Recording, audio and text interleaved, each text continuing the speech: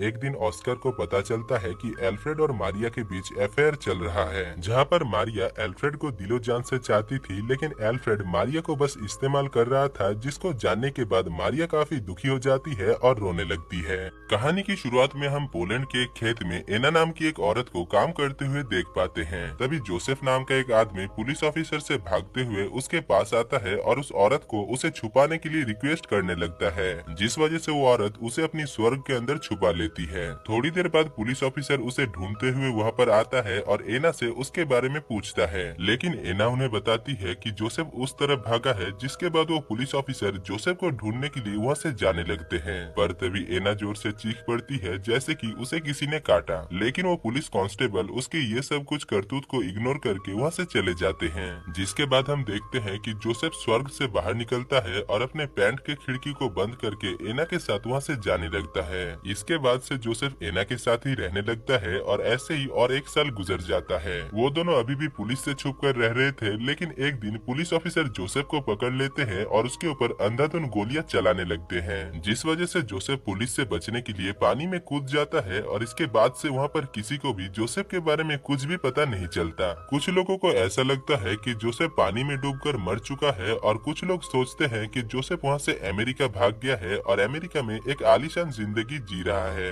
दूसरी तरफ एना काफी मुश्किलों का सामना कर रही थी और बाजार में फल और सब्जी बेचकर किसी तरीके से अपनी और अपनी बेटी का पेट पाल रही थी। इधर उसकी बेटी एग्नेस अपने कजन जॉन से प्यार करती थी, लेकिन उसकी शादी एक जर्मन शेफ एल्फ्रेड के साथ हुई थी, जिस वजह से कुछ ही दिनों के अंदर वो एक बच्चे को जन्म देती है, जिसका नाम वो ऑस्कर रखती है। अब पैदा होने के बाद ऑस्कर रोना बंद नहीं कर रहा था, जैसे कि वो पैदा होना ही नहीं चाहता, लेकिन एग्नेस जब उसे 3 साल की उम्र में एक ड्रम देने का वादा करती है, तभी वो रोना बंद कर देता है। इसके बाद ऐसे ही 3 साल गुजर जाता है और ऑस्कर के 3 साल के बर्थडे पार्टी में एग्नेस उसे एक ड्रम गिफ्ट करती है, जिसको पाकर ऑस्कर काफी खुश हो जाता है और उस ड्रम को बजाने लगता है। इसी दौरान ऑस्कर अपने बर्थडे पार्टी में बड़े लोगों को शराब पीते हुए देखकर उसके ऊपर बुरा प्रभाव पड़ता है और उसे बड़े लोगों के ऊपर घिन आ जाता है, जिस वजह से वो फैसला करता है कि वो कभी भी बड़ा नहीं होगा और वो हमेशा ऐसे ही छोटा बनकर रहेगा। इसीलिए वो एक कठोर प्रतिज्ञा लेता है और छत से कूद जाता है। उस दिन के बाद से ऑस्कर एक बच्चा ही रह जाता है और उसकी फिजिकल ग्रोथ भी बंद हो जाता है। वो अपने साथ हमेशा अपने फटे हुए ड्रम को रखता है और वो उस ड्रम को किसी को भी नहीं देता।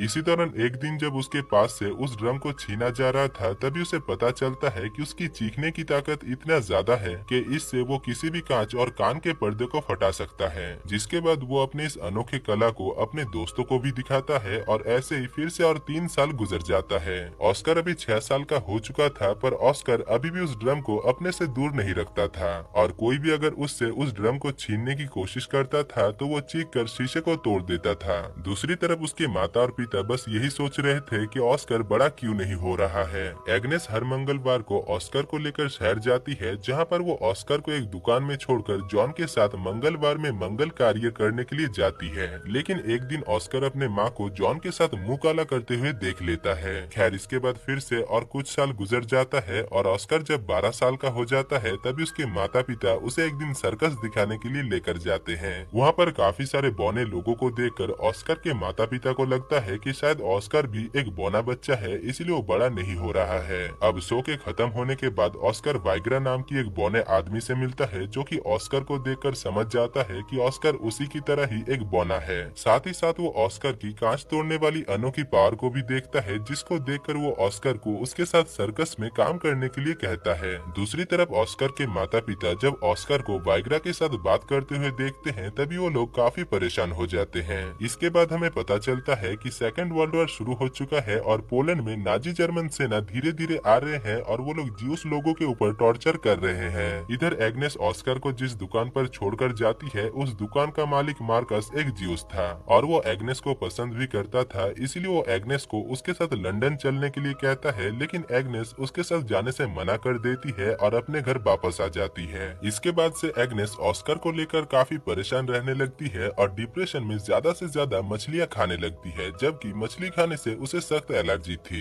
इसी दौरान हमें पता चलता है कि एग्नेस जॉन के बच्चे की माँ बनने वाली है, लेकिन वो इस बच्चे को लेना नहीं चाहती है। दूसरी तरफ एल्फ्रेड को इससे कोई भी फर्क नहीं पड़ रहा था कि उसकी बीवी के गोदाम में किसका सामान है और वो बस एग्नेस को जिंदा रखना चाहता था। लेकिन एग्नेस इस बोझ को लेकर जिंदा जिंदा नहीं रह पा रही थी, जिस वजह से कुछ ही दिनों तक ऐसे ही मछलियाँ खाने के बाद मछली खाने की वजह से उसकी मौत हो जाती है। उसके फ्यूनरल में मार्कस भी आता है, लेकिन नाजी जर्मन लोग उसे वहाँ से धक्के मारकर निकाल देते हैं क्योंकि वो एक ज्यूस था। थोड़ी देर बाद जब सभी लोग वहाँ से चले जाते हैं, तभी मार्कस एग्नेस के कब्र के पास आता है और एग्नेस को अपनी दिल की बात बताता है। इधर शहर में नाजी जर्मन लोग ज्यूस लोगों के ऊपर काफी अत्याचार कर रहे थे और वो लोग उनके घर और दुकान को जला देते हैं, जिस वजह से मार्कस भी डिप्रेशन में आकर जहर पीकर अपनी जान दे देता है। लेकिन मार्कस के मरने के साथ ही ऑस्कर के नए ड्रम पाने का सपना भी टूट जाता है, क्योंकि उस शहर में मार्कस इकलौता था जो ड्रम बनाता था। इसीलिए वो अपने पुराने ड्रम को ठीक करवाने के लिए जॉन के साथ जाता है और जॉन उसे अपने ऑफिस यानी पोस्ट ऑफिस लेकर जाता है।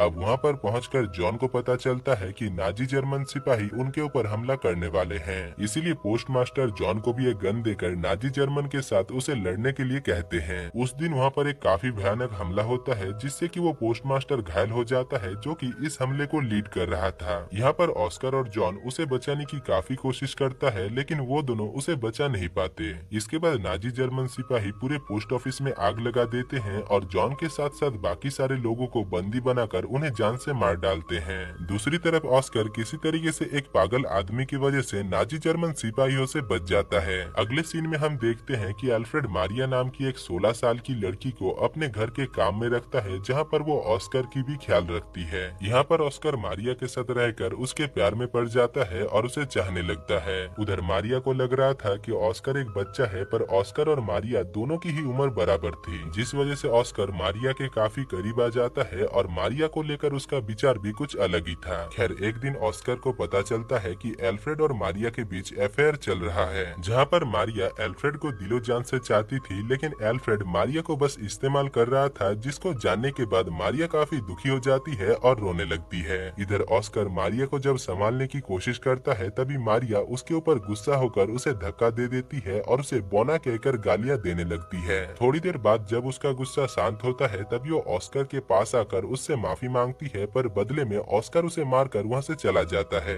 अगले सीन में हम देखते हैं कि मारिया एल्फ्रेड के बच्चे की माँ बनने वाली है, लेकिन ऑस्कर उस बच्चे को मारना चाहता है, पर वो जब उस बच्चे को मारने की कोशिश करता है, तभी मारिया उसे रोक लेती है। इसके बाद कुछ ही दिनों में मारिया एक बच्चे को जन्म देती है, जिसको पाकर घर के सभी लोग काफी खुश होते हैं, सिवाय ऑस्कर के। यहाँ पर हमें पता चलता है कि ऑस्कर को ऐसा लग रहा था कि वो बच्चा उसका है, इसीलिए वो उस बच्चे को काफी प्यार और दुलार देता है, जैसे कि वो उस बच्चे का पिता है। दूसरी तरफ ऑस्कर की पड़ोसन लीना अपने पति से खुश नहीं थी, क्योंकि उसका पति एक गे था और वो अपनी बीवी से ज्यादा नाजी जर्मन लड़कों के साथ वक्त गुजारता था। पर एक दिन जर्मन लोगों ने उसे नाजी जर्मन लड़कों के साथ गलत काम करते हुए देख लिया और सजा के तौर पर उसे जान से मार दिया गया। इधर ऑस्कर का दोस्त वाइग्रा सेकेंड वर्ल्ड वॉर के वक्त नाजी जर्मन सिपाहियों के लिए काम कर रहा था, इसीलिए वो ऑस्कर को भी उसके साथ काम करने के लिए पेरिस चलने के लिए कहता है, जिसके बाद से ऑस्कर वाइग्रा के साथ नाजी जर्मन लोगों को एंटरटेन करने का काम करने लगता है और इसी दौरान वो रोजलेती नाम की एक लड़की से प्यार भी करने लगता है, जो कि दरअसल उसी की तरह ही छोटा पैकेट और बड़ा धमाका थी। अब ऑस्कर की वहाँ पर काफी अच्छी तरीके से कट रही थी, लेकिन तभी एक दिन अमेरिकन सोल्जर उस जगह पर हमला करते हैं और इस हमले के चलते रोजलेती की राम नाम सत्य हो जाता है और ऑस्कर के पास से उसका इकलौता प्यार भी छिन जाता है।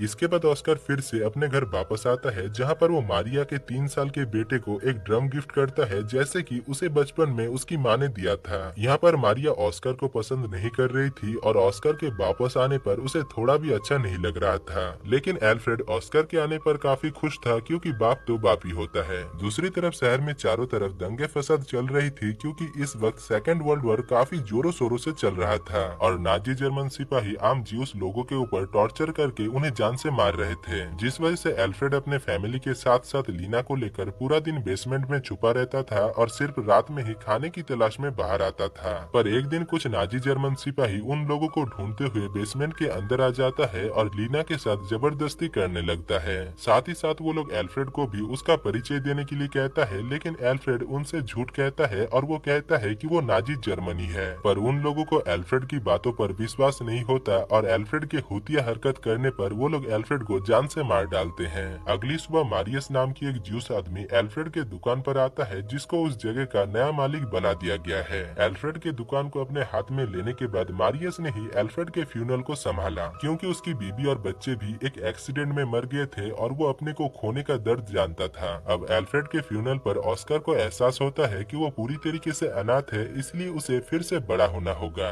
जिस वजह से वो अपने ड्रम को उस कब्र में फेंक देता है और तभी एक बच्चा उसके सर पर एक पत्थर मारता है, जिससे वो वहीं पर ही बेहोश हो जाता है। थोड़ी देर बाद एक आदमी ऑस्कर को चेक करने के लिए आता है और उसे चेक करने के बाद उसे पता चलता है कि ऑस्कर फिर से बड़ा होने लगा है, जबकि मैगी बनने में भी 2 मिनट का वक्त लगता है, पर उस आदमी को सब कुछ पता था। खैर, इसके बाद अगले सीन में हम देखते हैं कि ऑस्कर मारिया के साथ उस देश को छोड़कर जा रहा था और इधर एना, जो कि अभी काफी बूढ़ी हो चुकी थी, वो वहीं पर ही रुक जाती है। यहाँ पर ऑस्कर चिल्लाकर ट्रेन को रोकने की कोशिश करता है, पर तभी उसे पता चलता है कि उसके बड़े होने के साथ साथ वो अपने चिल्लाने की आवाज से कांच तोड़ सकता था, वो शक्ति भी उसकी चली गई है। और दोस्तों, इसी के साथ ही इस मजेदार मूवी की कहानी खत्म हो जाती है।